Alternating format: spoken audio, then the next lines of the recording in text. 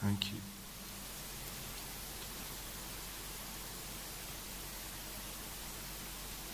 Very good. In good German style, we're starting precisely on time, which is wonderful. Okay, so,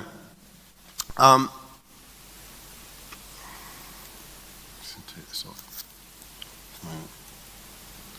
So good morning, Berlin. Good morning. I'm going to talk about the open information nation and new rules for a new world. Now, my name is Rufus Pollock, and I am the founder and president of Open Knowledge, which is an international non-profit started in 2004 that now operates all over the world, including, in fact, very actively here in Germany. Open Knowledge Germany is here, and that works to open up information, to build tools and communities to see that information, be it train timetables or where your government's spending your tax money, used to improve people's lives, to make a difference to what is important to them. And in addition to that, it will be interesting for you to know that I grew up on a farm, and I'm going to come to that in a moment. So I want to start by talking about this new world. What do I mean by a new world? Well, one thing I want to mention, I said I grew up on a farm, and my mother is a farmer. She's still a farmer. She's 73. And she has cows. And she really loves animals. My mother adores animals. That's kind of why she's a farmer. And she gets very concerned when cows are going to have their little babies, when they're going to have calves. Because just like humans, things can go wrong sometimes. The calf could get stuck, or it might not get looked after. And so my mother is always quite worried around the time when a cow should have its new calf. And also, like humans, it's not precisely known when the cow's going to have its calf. You know roughly in the week or two when it's going to be, but you don't know exactly. And for example, around that time, my mother tends to go out and check on the cow every couple of hours. And then when she goes to bed, she makes my father go out and check on the cow every 2 hours. And then she doesn't sleep very well because she's worrying during that period when she's asleep something might happen. She's a worrier. The other thing to get about my mother that you might guess as being a farmer is she's a bit of a technophobe. She didn't really adopt email early. I mean, I think her first function phone was about 2008, and she insisted that she never had her phone on. The only reason for having a mobile phone was to make emergency calls. So you can imagine my shock a few years ago when my mother calls me up and she says, "Can you tell me about international text messaging?"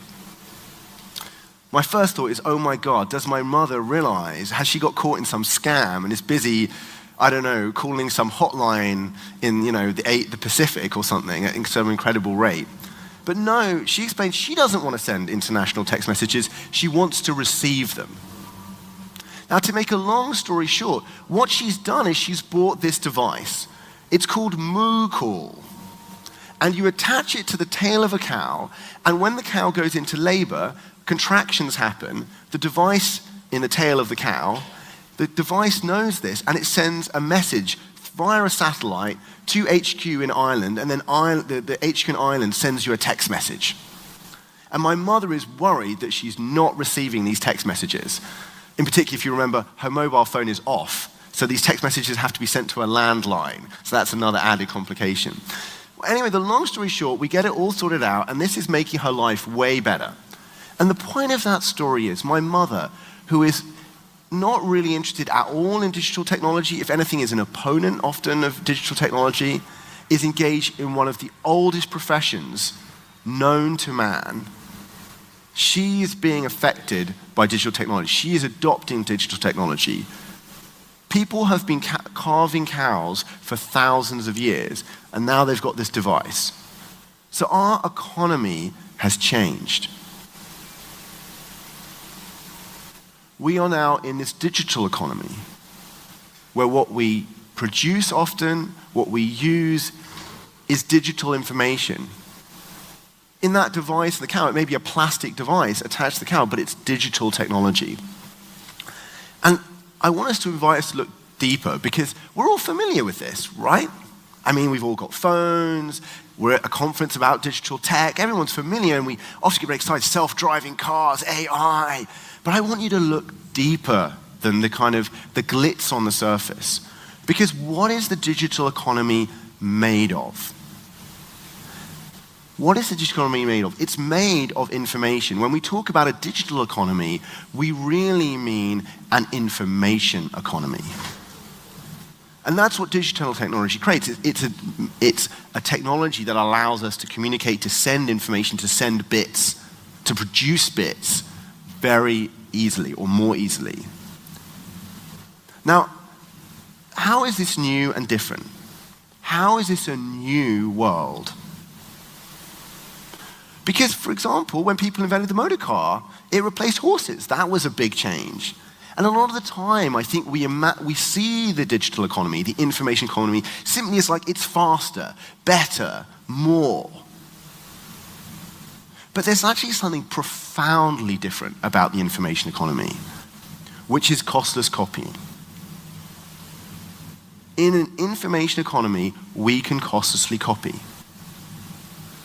That was not true in the old world. So just to think again, to see that, to really see that, what is information if you think about it? Information is ideas. Right now, in theory, I am sharing an idea from you, and the idea is going from my head and it's getting costlessly copied into your brain, if this talk is going well. And right now, I can share that idea with the hundreds of people or thousands of people or tens of people in this room, over the internet, and it's just happening just like that. And you want to contrast this with what we've been used to. Consider ideas or information versus cars. If I shared my car with everyone at this conference, I wouldn't get to use my car very much. When I share my car, I don't get to use it anymore unless we happen to go to the same place. When I share my shoes with somebody else, I go barefoot. But when I share an idea, I still have it and suddenly you have it too.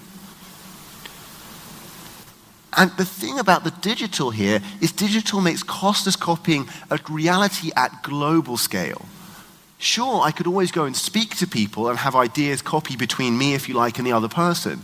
But suddenly, I can share my idea with 6 billion people at the click of a button. So what digital technology is doing is enabling truly an information economy, a new economy.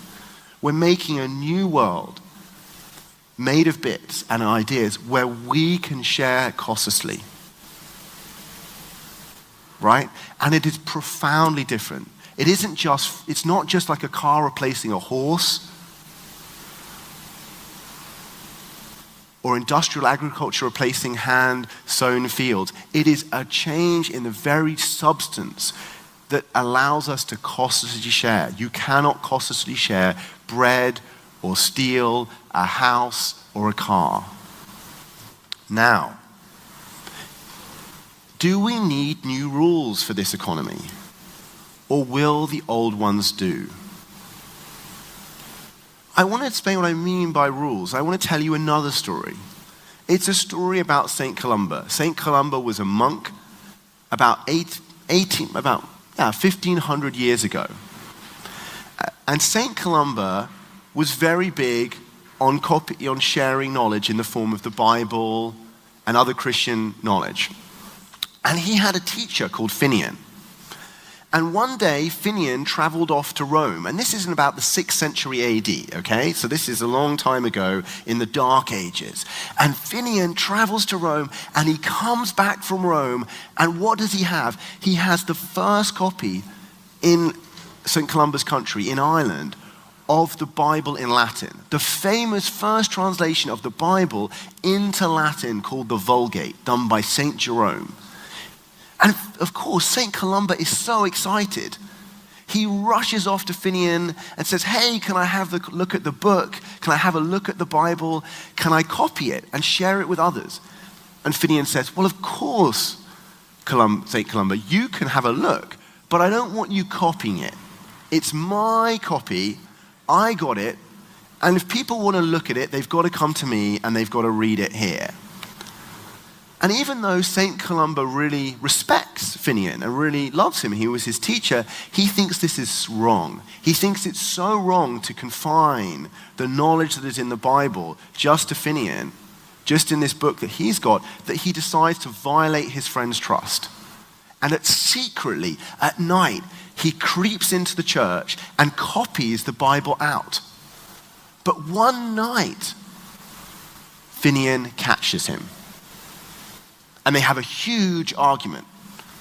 The argument is so big that they end up having to go to the King of Ireland to adjudicate the decision. And the king makes this famous decision. He says, I don't know, St. Columba, where you get these fancy notions about being able to copy people's books. When you have a cow and it has a calf, if I own the cow, the calf is mine. The same is true of books.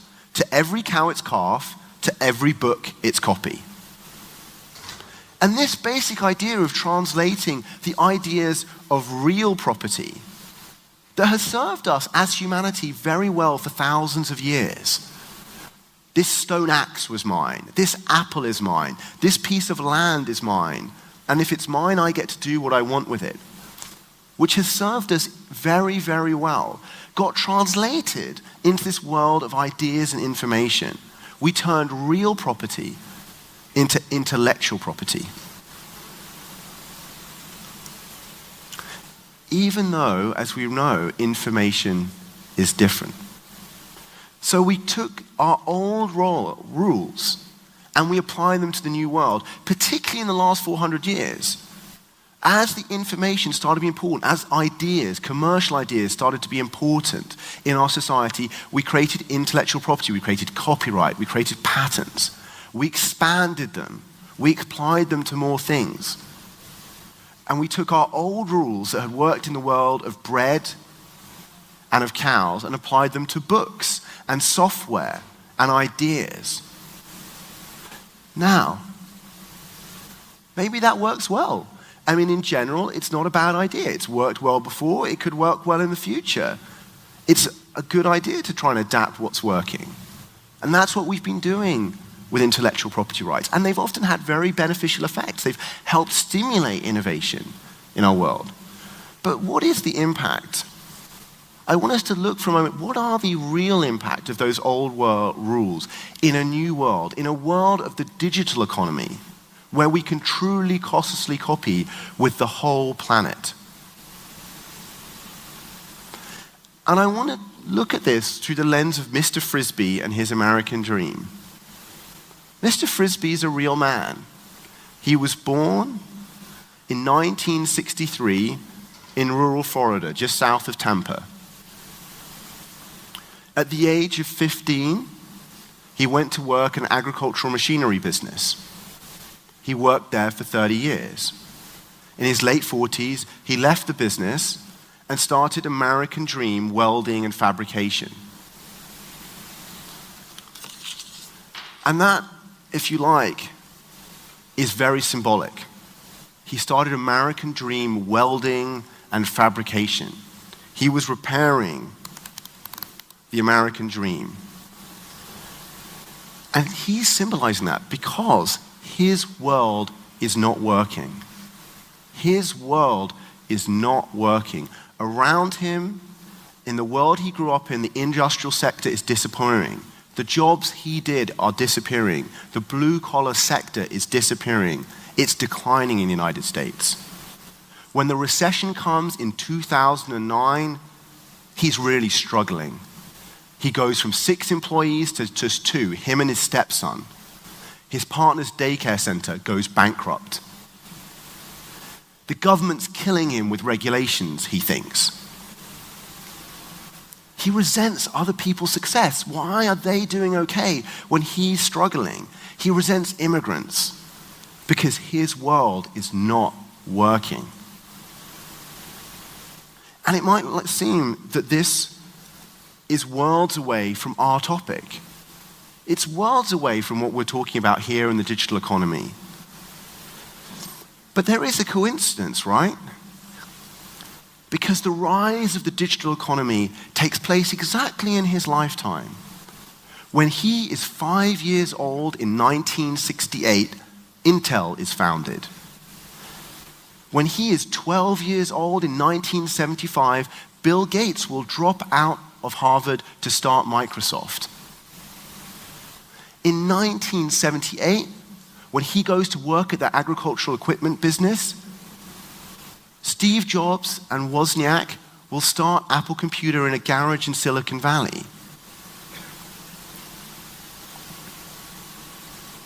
And whilst there is no direct connection, we can't see a direct connection, there is a hidden connection. If we look, we can see a connection between those two things. Because essentially, his world is being impacted.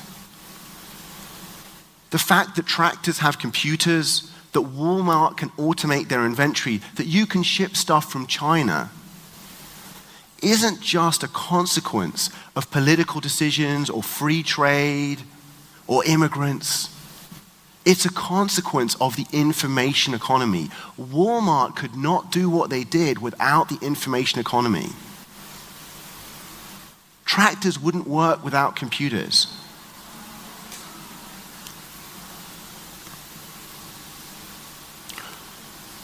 The more and more of the value in our world accrues to information goods, everywhere from what we consume to what we make. Kids don't go and play in the streets anymore, right? They play video games. They consume information. When we buy phones, we buy TVs, we buy films. And also, more and more of our work is in the information economy. Whether it's directly, and we often focus just on the direct access, whether it's just software and high tech, but even indirectly in advertising and financial services, they're information-driven industries, and even in retail and agriculture. Look at my mother, information is there. Our entire economy has shifted. And in that economy, not only is Mr. Frisbee's job going, so that he is one of the dispossessed, but there aren't new jobs. Instead, there are robots. There aren't new jobs, they're just robots and software. And what is that? That is information. Now why, and more than that, it's not just that there are these new things and hey, we could all have them and go to the beach, right? There's, hey, I've got a robot, it does my job. I can go to the beach now. That's not what the world looks like.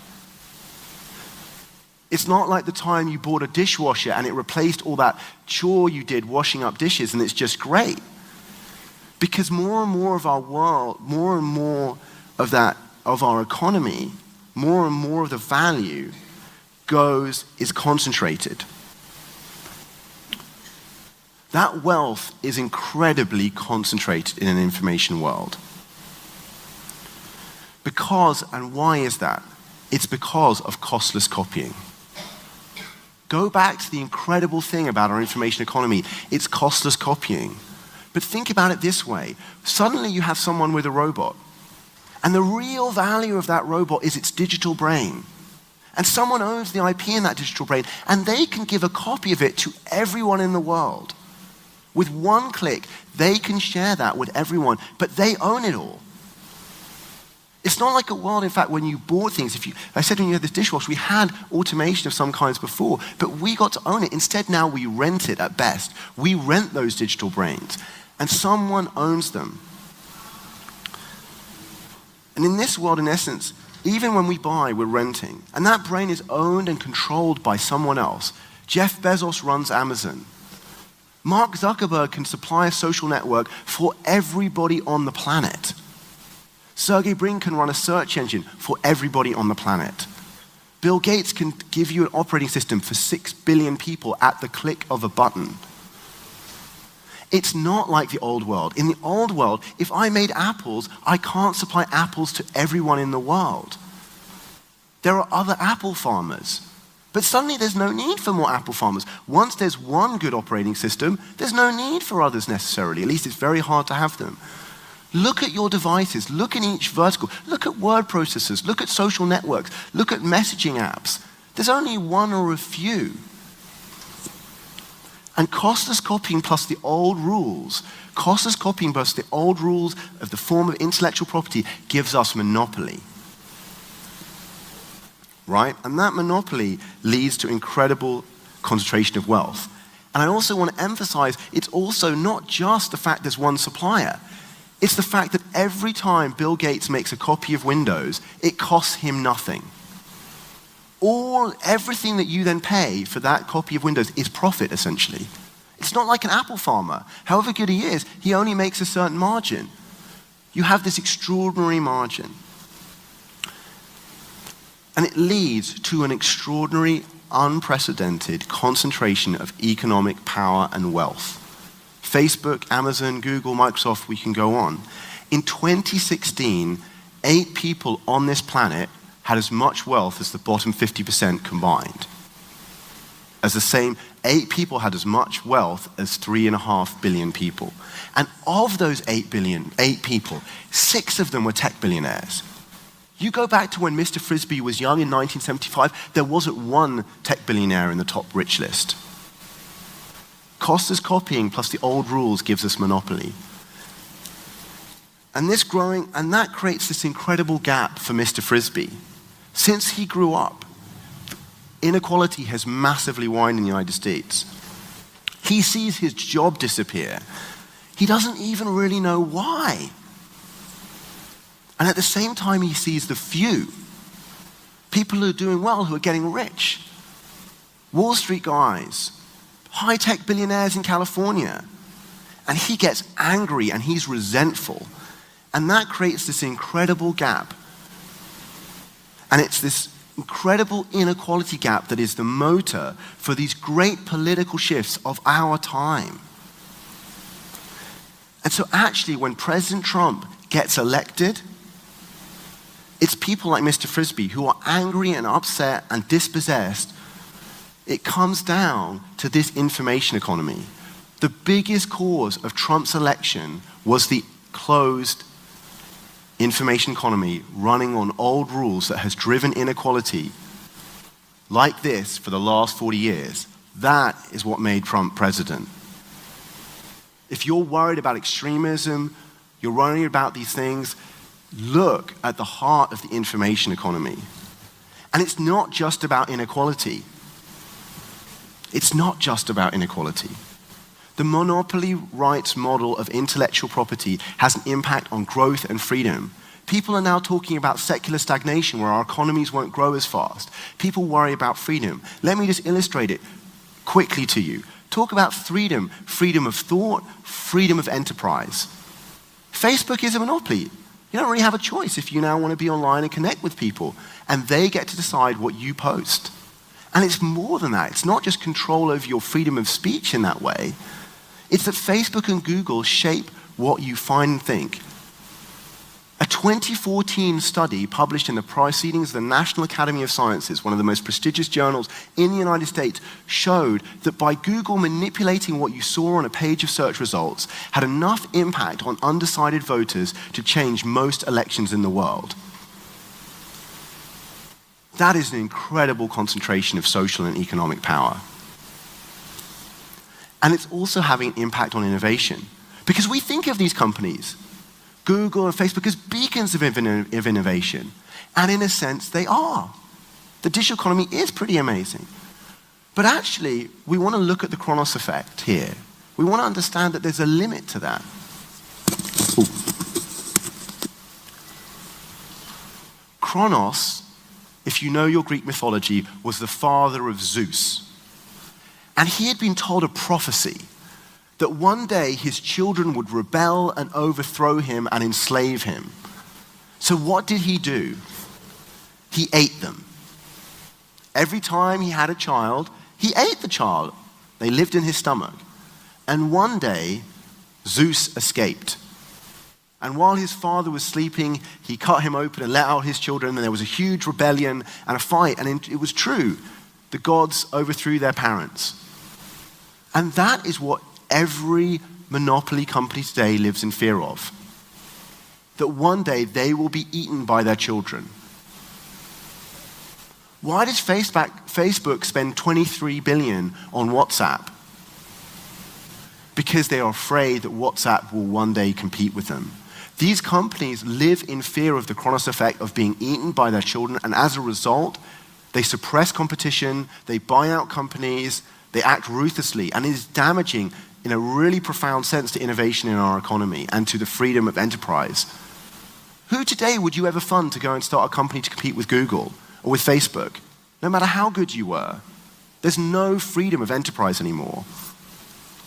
So to summarize, these old world rules in a new world create huge problems. They impact on inequality, on economic growth, and on freedom of thought and enterprise. They're generating spiraling inequality, social injustice, and economic stagnation, leading to exclusion, anger, extremism, and instability. There is this deep connection between how we've structured the information economy and the other big political tsunamis that we're seeing of our time. So we need new rules. The old rules with this new economy are not working. We need new rules for a new world. And a better world is possible. We've got stuck in our thinking. We just don't, when you talk to people, they just don't, oh, but this worked in the old world. Property rights work like this in this world. But, they must work the same here. No. We've got stuck in our thinking. We need to create new institutions. We need to restore free markets and the freedom to innovate. There aren't really free markets today. There are monopolies. We need to restore those and create true freedom of opportunity. We need to embrace the magic of costless copying. Because what's so extraordinary is we suddenly have the ability. It's like a world where food, imagine a world in the past where food could have been infinitely copied. No one would have gone hungry. Now in the world of information, we have that ability to share infinitely. We need to get the best of both worlds. We need to embrace that sharing.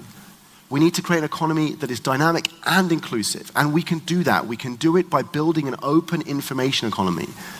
An open information nation where knowledge is freely and openly shared and innovators are recognized and rewarded by creating new institutional structures, new forms of rewards, new legal rights, ones that restore the market, restore the dynamism of our systems, while also providing inclusiveness, while leaving no one left behind, creating an economy of the many and not the few. We need new rules for a new world. If you want to combat extremism, you want to build a dynamic, inclusive economy that's vibrant and where everyone gets a share, then we need to build an open world. We need to build an open information nation. Come join us, come join Open Knowledge, and come make the new rules for a new world. Thank you very much.